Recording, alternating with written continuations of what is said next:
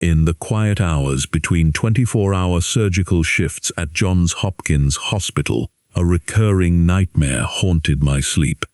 In the dream, I am standing on a filthy city sidewalk, holding a padded basket, looking up at a high-rise building.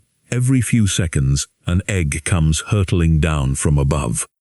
I run frantically back and forth across the pavement, stretching the basket out like an outfielder's glove, trying desperately to catch them before they hit the ground. But they are coming too fast. Dozens of eggs smash against the concrete, splattering bright yellow yolk across my medical scrubs and shoes. I am overwhelmed, helpless, and exhausted. Where are the eggs coming from? Someone high up on the balcony is casually tossing them over the railing. But I am so consumed by the frenzy of catching them at the bottom that I never have time to go upstairs and stop the person throwing them. That dream was not just a manifestation of surgical fatigue. It was a perfect metaphor for modern medicine. As a surgical resident training under world-class mentors, I spent my days performing the Whipple procedure, an agonizingly complex 8-hour operation designed to remove tumors from patients with pancreatic cancer. We were brilliant at catching the eggs. Our 30-day surgical survival rate was over 99%. Yet, within 2 to 3 years, nearly every single one of those patients died anyway. The egg always hit the ground. We were intervening at the absolute end of the disease process, spending vast amounts of time, money, and human suffering to buy a few extra weeks or months of life, while doing nothing to stop the disease from forming decades earlier. This realization eventually drove me to walk away from traditional medicine altogether. I left Johns Hopkins, abandoned surgical training, and pivoted to management consulting at McKinsey & Company, where I worked on quantitative risk modeling during the 2008 financial crisis. Standing in boardrooms delivering catastrophic news to bank executives based on predictive data taught me a lesson that medical school never did. Risk is cumulative, silent, and compounding. Minor vulnerabilities left unchecked over long horizons inevitably produce asymmetric disasters. Years later, on a sunny beach on Catalina Island, that lesson hit home personally. I had just completed a grueling 21-mile open-water swim across the Pacific Ocean from Los Angeles. As I stood on the shore eating a cheeseburger and drinking a soda, feeling triumphant, my wife looked at me and gently suggested I work on being a little less not thin. I was shocked, but she was right. Despite thinking of myself as an elite athlete, I had ballooned to 210 pounds, developed a pronounced belly, and possessed the metabolic profile of a pre-diabetic. Blood tests revealed soaring insulin levels and testosterone below the 5th percentile. My family history was rife with men who dropped dead of heart attacks in their fortnight of middle age. I was running toward the exact same cliff. That moment ignited a complete transformation in my career and birthed the philosophy of proactive medicine. Death comes at 2 speeds, fast and slow. Fast death is trauma, infection, and acute organ failure. Slow death is driven by what I call the 4 horsemen of aging: cardiovascular disease, cancer, neurodegenerative disease like Alzheimer's, and type 2 diabetes along with its underlying metabolic dysfunction. To understand why our current healthcare system fails so spectacularly against slow death, we must trace the history of medical thought through 3 distinct eras. Medicine 1.0 spanned from the ancient Greeks through the mid-19th century. Exemplified by Hippocrates, it was based on direct observation, philosophical speculation, and trial and error.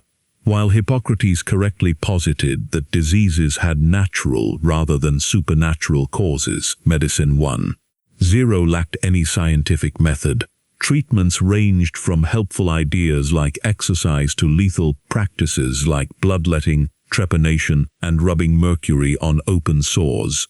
Medicine 2.0 arrived in the mid-19th century with the discovery of germ theory, pioneered by visionaries like Ignaz Semmelweis and Joseph Lister. Semmelweis noticed that new mothers died of childbed fever at alarming rates when delivered by doctors who had just performed autopsies without washing their hands. Though ostracized by the medical establishment for his claims, his work laid the groundwork for Lister's antiseptic techniques, Louis Pasteur's microbiology, and Robert Koch's identification of specific pathogens. Combined with the advent of penicillin in the 20th century, public sanitation and vaccines, Medicine 2.0 revolutionized human health. It nearly doubled human life expectancy by effectively conquering fast death and infectious disease. However, Medicine 2.0 made a critical error. It attempted to treat slow death, using the exact same playbook it used for fast death. When a patient gets infected with cholera or breaks a femur, you wait for the acute event to occur and then intervene aggressively. But chronic diseases do not work that way. Atherosclerosis, cancer, neurodegeneration, and metabolic disease take 20, 30, or 40 years to develop beneath the surface before any clinical symptoms manifest. Consider how mainstream medicine approaches type 2 diabetes today. Standard clinical guidelines declare that a patient has diabetes when their hemoglobin A1C test hits 6.5%, corresponding to an average blood glucose level of 140 milligrams per deciliter. If that same patient tests at 6.4%, they are diagnosed with prediabetes and told to monitor it annually. This binary framework is absurd. A person does not wake up suddenly with metabolic disease. They have been accumulating metabolic damage for 15 years through hyperinsulinemia, where the pancreas secretes increasingly massive amounts of insulin to force glucose into resistant cells. Waiting for a blood test to cross an arbitrary red line before initiating aggressive treatment is like waiting for a house to burn to the ground before calling the fire department. This brings us to Medicine 3.0. The core objective of Medicine 3.0 is a complete paradigm shift from reactive treatment to early, aggressive prevention. Where Medicine 2.0 asks how to treat a disease once it appears, Medicine 3.0 asks how to alter a patient's physiological trajectory decades in advance, so the disease never takes root. Where Medicine 2.0 relies on population averages from randomized controlled trials to prescribe standardized protocols, Medicine 3.0 practices evidence-informed, personalized precision medicine, treating the unique patient in front of us based on their genetic risk, physiological markers, and personal goals.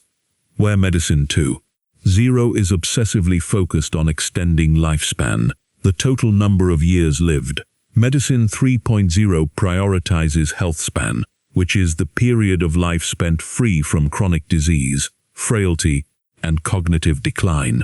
To understand the tragedy of ignoring Healthspan, consider the story of a woman named Sophie.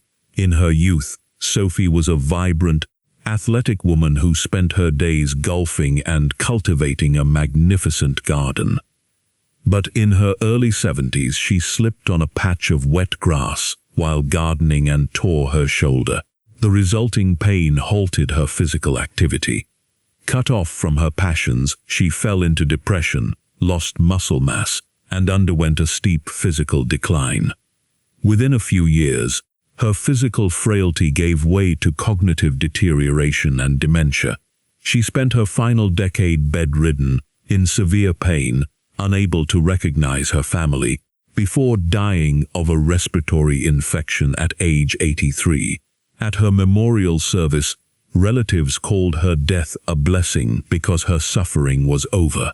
But her biological death at 83 was merely the final page of a decade-long period of slow, agonizing personal diminishment.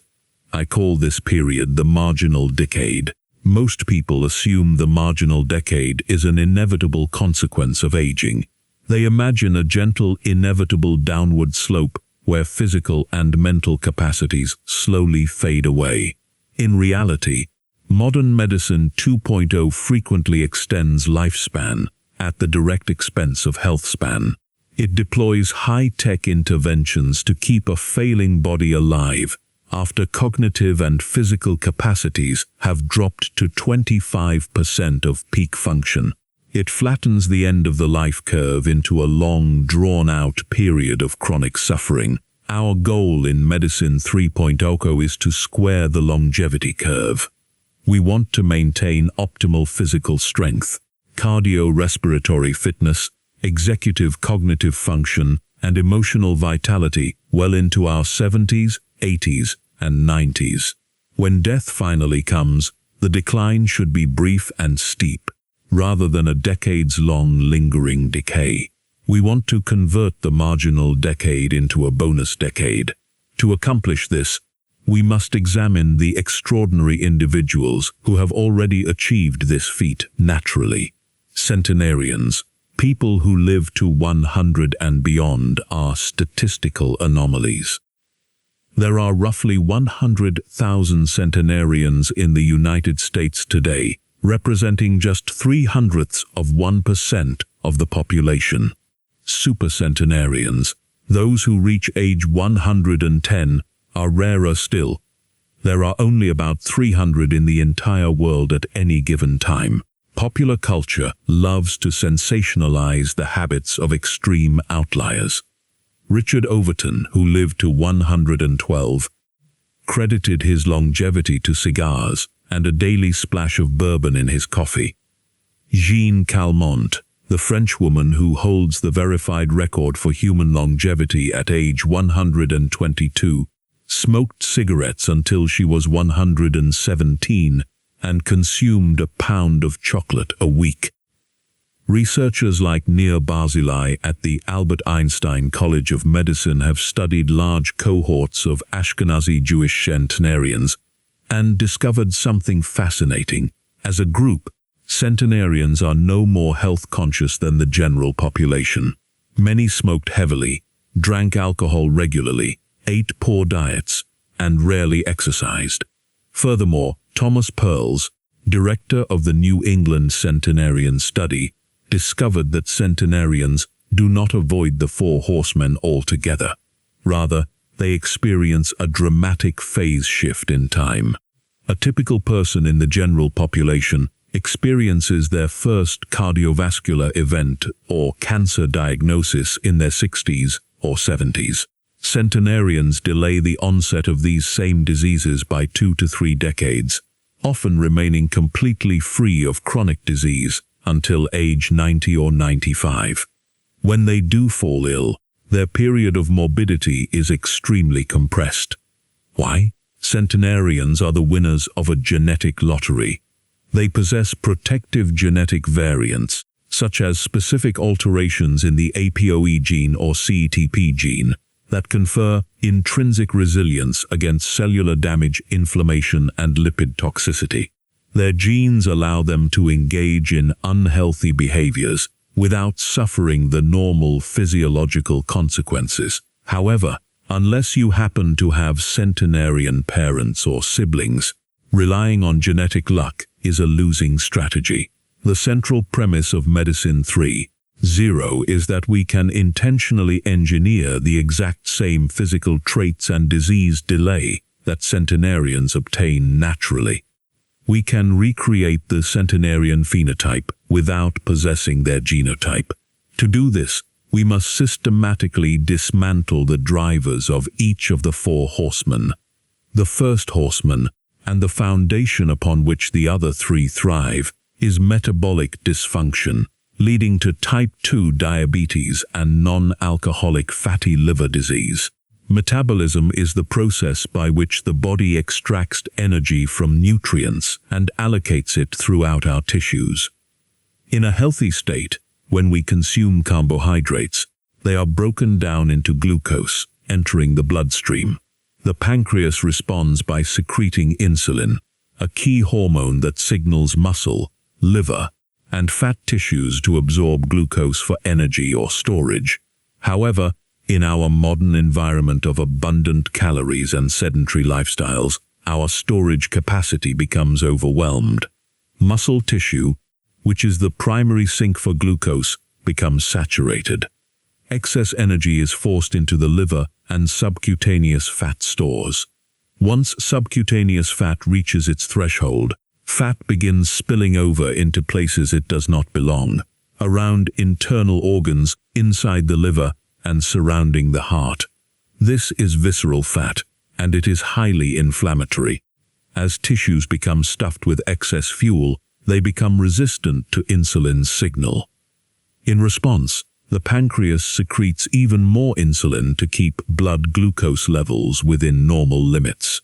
This state, hyperinsulinemia, can persist for decades while fasting blood sugar tests remain completely normal. High circulating insulin acts like a chemical fertilizer for systemic disease.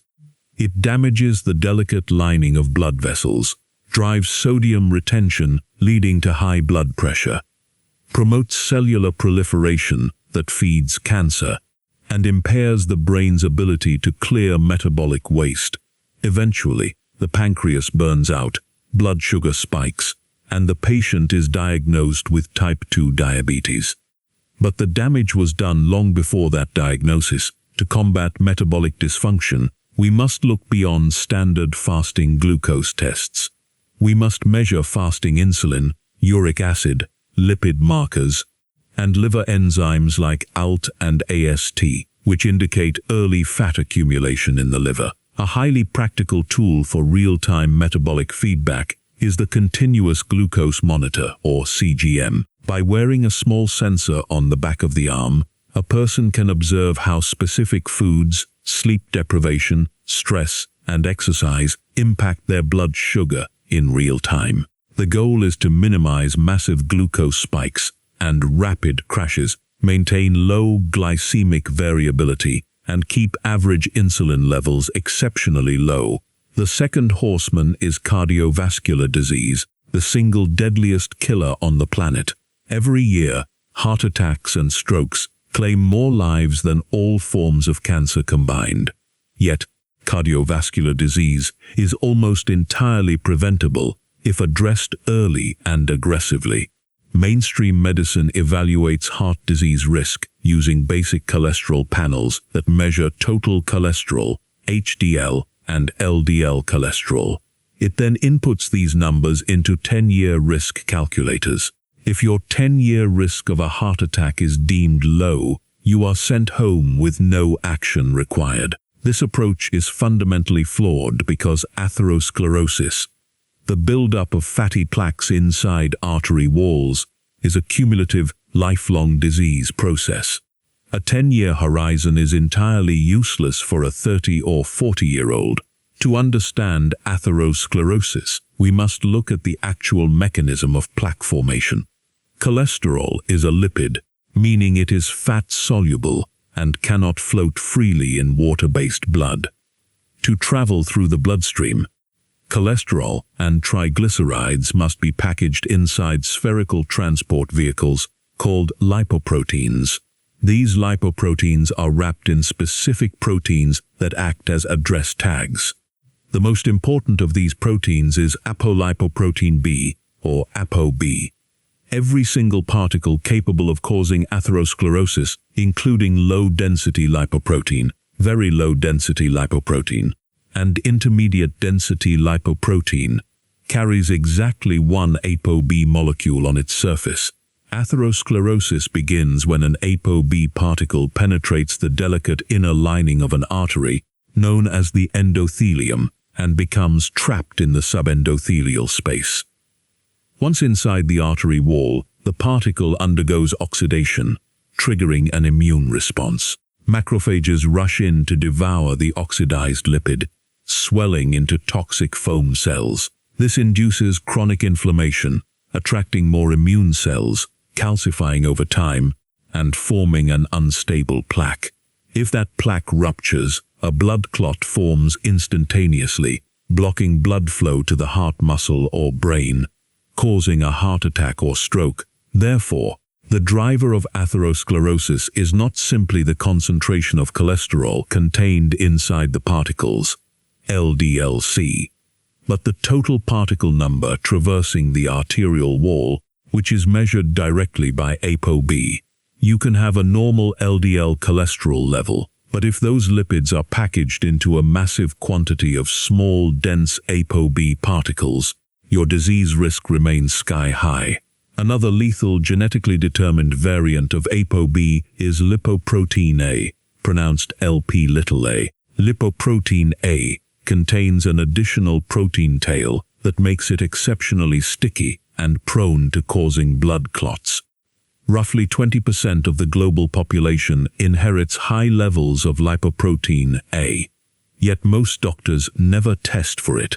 To eliminate cardiovascular disease, the strategy in Medicine 3.0 is simple. Measure ApoB and lipoprotein A early in adult life. If ApoB is elevated, lower it aggressively using lifestyle interventions and, when necessary, lipid-lowering medications like statins, ezetimibe, or PCSK9 inhibitors.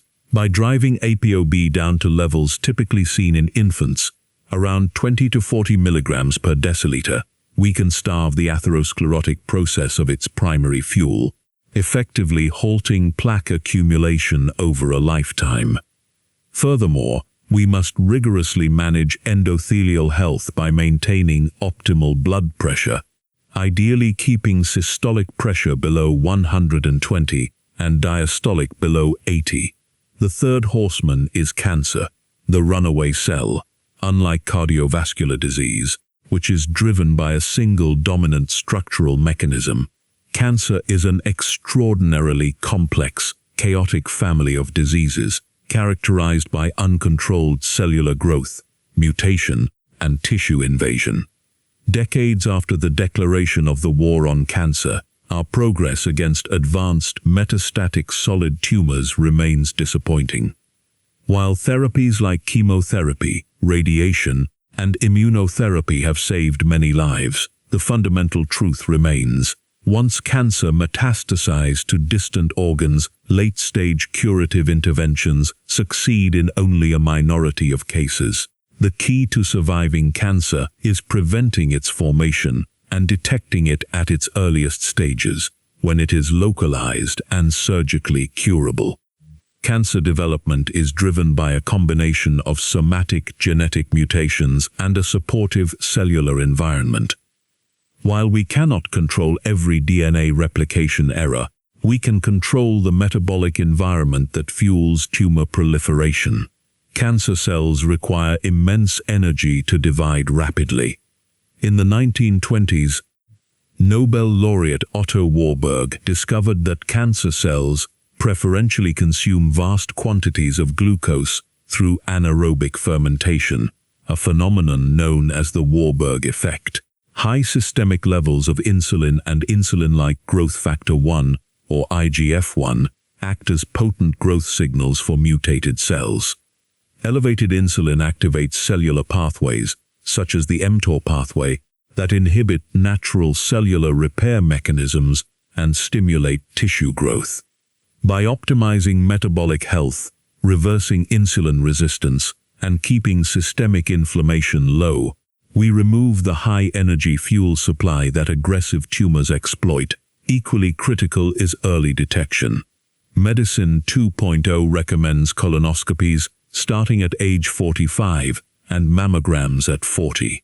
Medicine 3.0 advocates for earlier, more comprehensive screening protocols tailored to individual risk. This includes regular screening colonoscopies, specialized magnetic resonance imaging, and emerging liquid biopsy technology. Blood tests capable of detecting cell-free tumor DNA shed by dozens of early-stage cancers before any visible tumor appears on a scan. The fourth horseman is neurodegenerative disease, primarily Alzheimer's disease, Lewy body dementia, and Parkinson's disease. Alzheimer's disease is a terrifying condition because it destroys the patient's identity, memory, and executive function long before it terminates their physical life. Like atherosclerosis, Alzheimer's begins decades before the first symptom of memory loss becomes apparent. The hallmark pathology involves the accumulation of toxic proteins in the brain, extracellular amyloid beta plaques, and intracellular neurofibrillary tangles composed of hyperphosphorylated tau protein. The greatest genetic risk factor for late-onset Alzheimer's is the APOE gene, which comes in 3 major variants, E2, E3, and E4. Inheriting a single copy of the APOE E4 allele increases a person's risk of developing Alzheimer's by 2 to 3-fold. Inheriting 2 copies, one from each parent, increases risk by up to 12-fold. APOE4 impairs the brain's ability to clear amyloid waste and disrupts lipid transport within neural tissue. However, genetics is not destiny. The brain relies heavily on metabolic and vascular health. In fact, many neuroscientists now refer to Alzheimer's disease as type 3 diabetes because insulin resistance severely impairs the brain's ability to metabolize glucose, starving neurons of energy. Furthermore, vascular dementia caused by microstrokos and reduced blood flow to neural tissue frequently coexists with Alzheimer's pathology. To protect cognitive health, we must focus on brain clearance, vascular integrity, and metabolic reserve. During deep non-REM sleep, the brain activates the glymphatic system, a specialized glial network that pumps cerebrospinal fluid through neural tissue, washing away metabolic waste, including amyloid beta and tau proteins.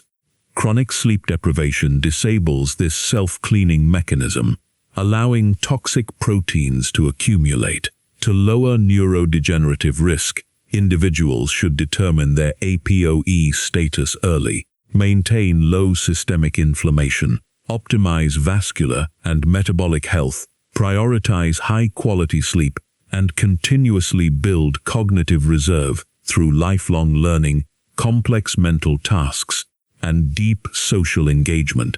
Having established the strategic framework for understanding aging and defeating the 4 horsemen, we now arrive at the tactical execution.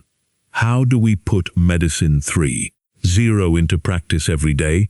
Our tactics fall into 5 distinct domains: exercise, nutrition, sleep, emotional health, and exogenous molecules. Among all longevity interventions, exercise is by far the most powerful drug in existence. No pharmaceutical agent, dietary pattern, or supplement comes close to matching the broad-spectrum impact of exercise on extending both lifespan and healthspan. The scientific literature is unequivocal. High levels of cardiorespiratory fitness and muscular strength reduce all-cause mortality by a magnitude that eclipses almost all other risk factors. To structure our exercise strategy, we introduce the concept of the Centenarian decathlon. Imagine yourself in the final decade of your life, your 80s or 90s. What physical tasks do you want to be capable of performing? The list might include carrying 2 20-pound bags of groceries up a flight of stairs, getting up off the floor independently without using your hands, picking up a 30-pound grandchild from a crib, putting a heavy suitcase into an overhead airplane bin, and walking 3 miles on an uneven dirt trail without losing your balance. Once you establish your personal Centenarian decathlon, you must work backward. Because physical capacity naturally declines with age, muscle mass drops by roughly 8 to 10% per decade after age 30, and VO2 max drops similarly. You cannot expect to perform a physical task at age 85 if you are barely capable of doing it at age 50.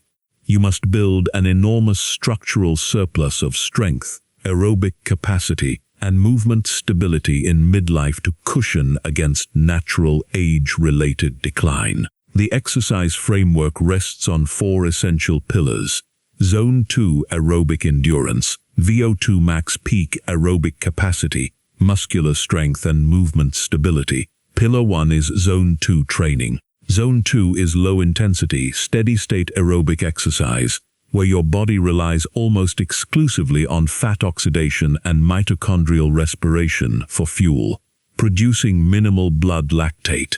In Zone 2, your exertion level is conversational. You can speak in full sentences, but it requires mild effort. Zone 2 training stimulates mitochondrial biogenesis, the creation of new, highly efficient mitochondria, and improves the capacity of existing mitochondria to clear lactate and oxidize fat. Because metabolic dysfunction is rooted in mitochondrial decay, building a deep Zone 2 base restores cellular energy efficiency. An optimal protocol requires 3 to 4 hours per week of dedicated Zone 2 cardio, performed on a stationary bike, treadmill, or through brisk rucking or swimming. Pillar 2 is VO2 max training. VO2 max is the maximum volume of oxygen your body can extract and utilize during maximal exertion. It is the ultimate measure of cardiorespiratory fitness. An individual with a VO2 max in the bottom 25th percentile for their age group has a nearly 4-fold higher risk of dying from all causes compared to someone in the top 2%. To improve VO2 max, we must engage in high-intensity interval training, or HIIT. A gold standard protocol involves 4-minute intervals executed at the highest sustainable intensity, followed by 4 minutes of easy recovery, repeated 4 times.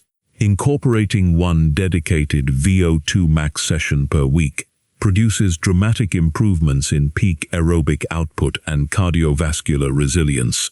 Pillar 3 is muscular strength and muscle mass. Sarcopenia, the loss of skeletal muscle mass and function with age, is a primary driver of physical frailty, metabolic failure, and mortality in older adults. Muscle is not merely a structural system for movement, it is our largest metabolic organ, acting as a massive glucose sink and endocrine engine.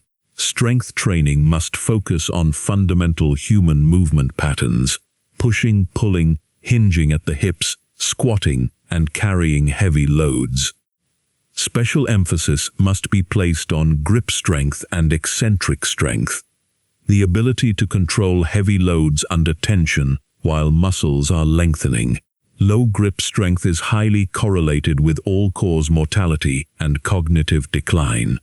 Training should involve heavy compound resistance, exercises 2 to 3 times per week, utilizing barbells, dumbbells, or kettlebells with flawless mechanics. Pillar 4 is movement stability.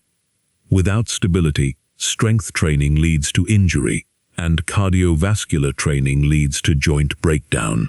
Stability is the subconscious ability to control joint position and transfer force safely through the body. It begins with breathing mechanics, intra-abdominal pressure, and foot engagement. Many older adults experience catastrophic decline not from chronic illness directly, but from accidental falls. A fall that fractures a hip in a frail 75-year-old carries a 50% mortality rate within 12 months due to post-surgical bed rest, rapid muscle wasting, blood clots, and infection. Retaining stability, rotational control, and dynamic balance prevents the falls that initiate the downward spiral.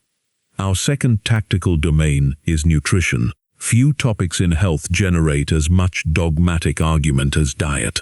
The internet is engulfed in endless battles pitting low-carbohydrate and ketogenic diets against vegan, paleo, and carnivore regimens. Medicine 3.0 steps away from dietary ideology and focuses entirely on nutritional biochemistry. There is no single universally perfect diet for every human being. Instead, nutrition must be viewed as a set of levers designed to achieve 3 specific physiological goals: maintain optimal energy balance to eliminate visceral fat, preserve and build lean muscle mass, and prevent metabolic dysfunction and arterial disease. We control these goals using 3 nutritional levers: caloric restriction, which involves eating fewer total calories; dietary restriction, which involves restricting specific macronutrients like carbohydrates or fat; and time-restricted feeding, commonly known as intermittent fasting, which involves restricting the daily window during which food is consumed. Every popular diet simply utilizes a combination of these levers. A ketogenic diet applies severe dietary restriction on carbohydrates. A vegan diet restricts animal products. Fasting restricts time. The key is determining which combination of levers allows an individual to maintain optimal metabolic markers and body composition sustainably without triggering negative side effects. However, one macronutrient requires obsessive attention as we age: protein. Standard or dietary guidelines recommend an intake of 0.8 grams of protein per kilogram of body weight per day. This recommendation was calculated as the bare minimum required to prevent outright deficiency in sedentary young adults. It is wholly inadequate for maintaining muscle mass in aging individuals. As we age, our muscles become resistant to anabolic signals, requiring higher doses of amino acids to stimulate muscle protein synthesis.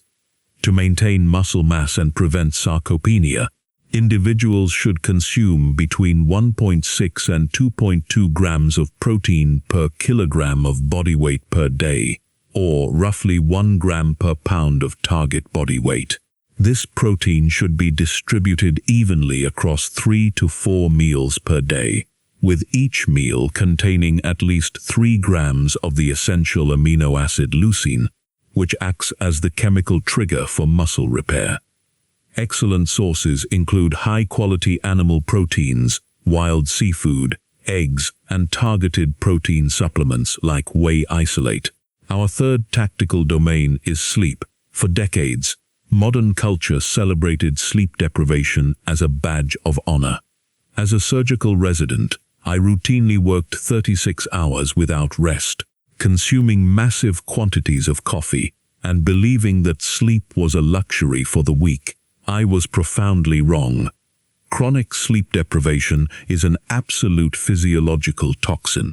Consistently sleeping less than 7 hours per night wrecks metabolic health, impairs immune function, accelerates cardiovascular damage, depresses testosterone, and triggers severe emotional instability.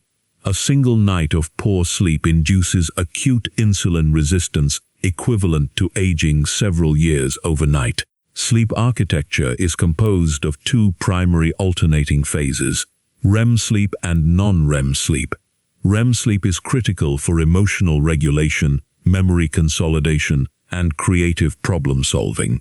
Deep non-REM sleep, particularly slow-wave sleep, is the phase during which the body releases growth hormone, repairs physical tissues, and activates the glymphatic system to wash toxic proteins out of the brain.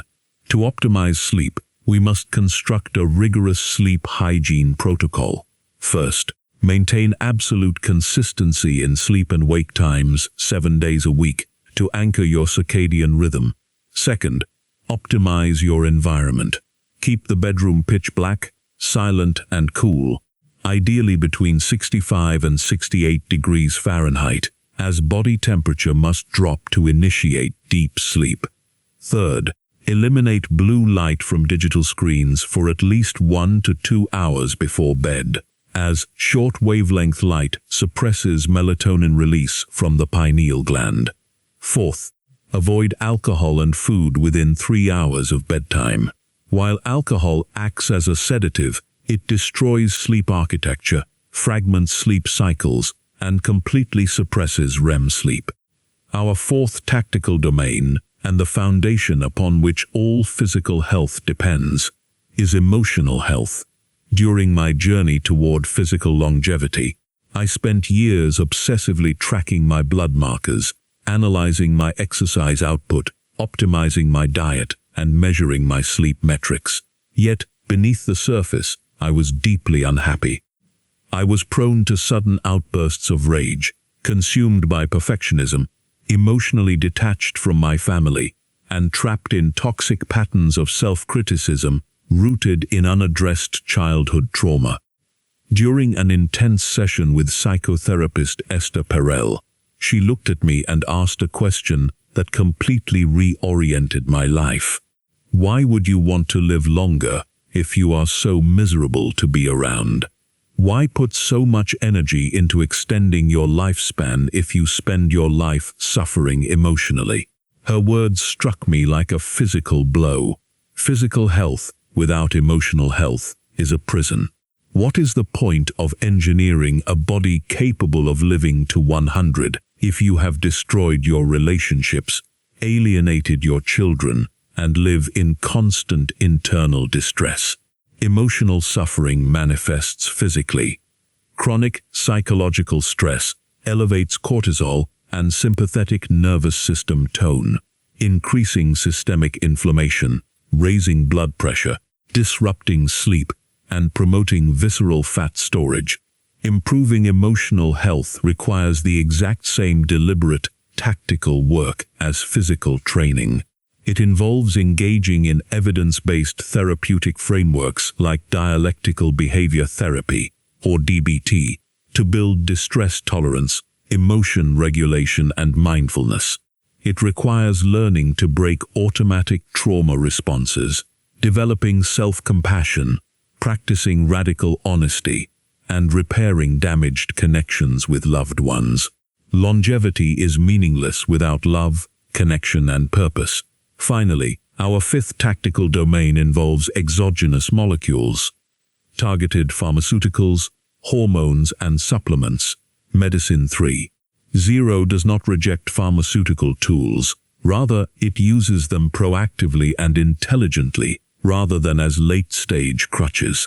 This includes utilizing lipid-lowering therapies early in life to keep ApoB low, deploying targeted antihypertensives to protect vascular walls, managing hormonal deficiencies, and exploring emerging geroprotective compounds that target fundamental cellular mechanisms of aging. At the cellular level, aging is driven by nutrient-sensing pathways that regulate growth versus repair. The most important of these pathways is controlled by a protein complex called mTOR, the mechanistic target of rapamycin. When nutrients, specifically amino acids and insulin, are abundant, mTOR is activated, signaling cells to grow, divide, and synthesize proteins. However, hyperactivation of mTOR inhibits autophagy, the cellular cleanup process that recycles damaged organelles and misfolded proteins. In animal models, transient inhibition of mTOR, using the drug rapamycin, or through periodic caloric restriction, stimulates autophagy, clears senescent cells, reduces inflammation, and significantly extends both lifespan and healthspan across species ranging from yeast to mice. While human clinical trials on rapamycin for longevity are still ongoing, understanding nutrient-sensing pathways highlights a fundamental principle. Our bodies require a balance between growth and cellular cleanup. Achieving longevity is not a passive journey. You cannot sit back and wait for the medical establishment, insurance companies, or pharmaceutical breakthroughs to save you. Modern healthcare is designed to manage chronic illness at the bottom of the building, catching falling eggs after they have already plummeted off the roof. Medicine 3.0 demands that you step up and take command.